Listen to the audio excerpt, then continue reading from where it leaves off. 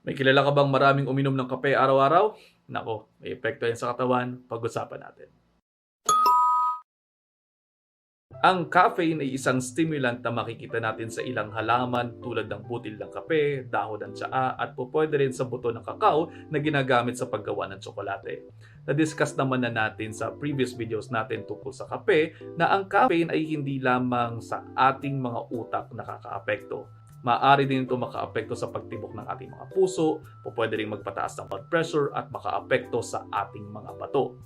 Kapag napasobra, maaaring makaranas ng pagsusuka, insomnia, pagiging iritable, kabado, palpitations at tremors. Ayon sa mga pag-aaral, sumusobra na ang dosage ng kape kung makakahigit 4 o 5 tasa na ang isang tao.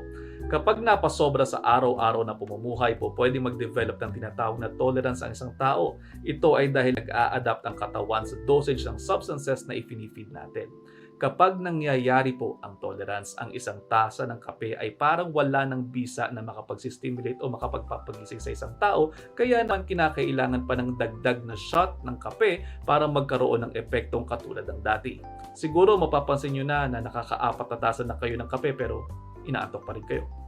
Kapag sumusobra na ang dami ng caffeine na nasa loob ng isang tao, pwede magkaroon ng tinatawag na caffeine crash.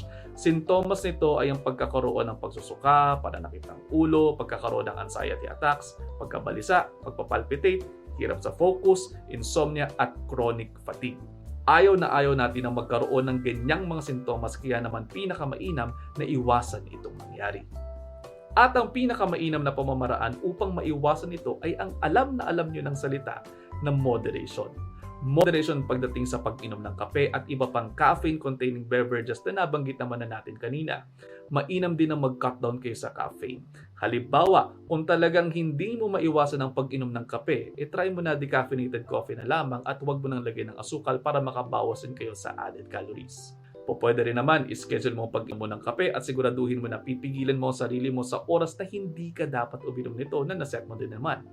Tandaan din na ang kape, pati na rin ang ilang energy drinks na mataas sa caffeine ay makapagbibigay sa inyo ng extra kick para mapanatiling gising kayo para sa mga trabaho, pero pwede itong magdulot ng sleep problems.